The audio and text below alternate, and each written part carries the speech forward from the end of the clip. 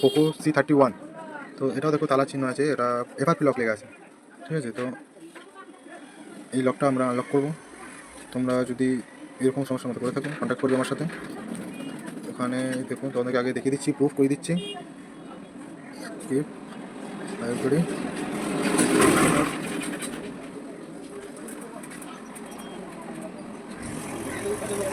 Gmail account চাইবে, কেন এটা এফআরপি লেগে আছে।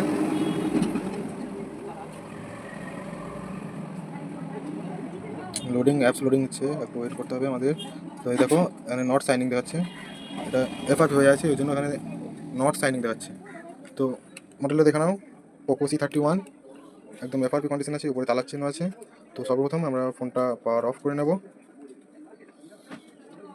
ফোনটা পাওয়ার অফ করে নিলাম আমরা। তারপর আমরা চলে যাবো কম্পিউটার স্ক্রিনে। কম্পিউটার স্ক্রিনে গিয়ে আমরা আমাদের টুলটি ওপেন করে রেখেছি। এখানে অটো মডেল সিলেক্ট করলাম, এখানে ইরেজ এফআরপি সিলেক্ট করলাম,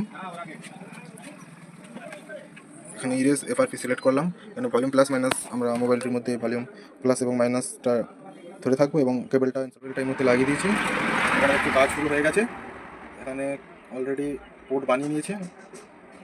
তো দেখতেই পাচ্ছ এফআরপি ওকে হয়ে গেছে, এখানে দেখাচ্ছে ইরেজ এফআরপি ওকে, এখানে কমপ্লিট হয়ে গেছে দেখাচ্ছে। এবং এরপর আমরা কেবলটা খুলে নেব, ফোনটা এবার অন করব। তোমাদের ফোন এই মুহূর্তে অন হচ্ছে,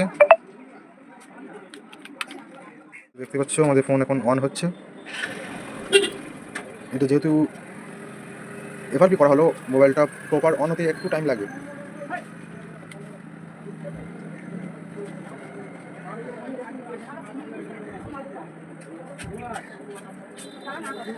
তো দেখতেই পাচ্ছ এখন এই যে উপরে একটা তালার চিহ্ন ছিল সেটা আর নেই, এফআরপি কমপ্লিট হয়ে গেছে। এবার আমরা ফোনটা সুন্দরভাবে অন করতে পারবো, পুরোপুরিভাবে চালু করতে পারবো।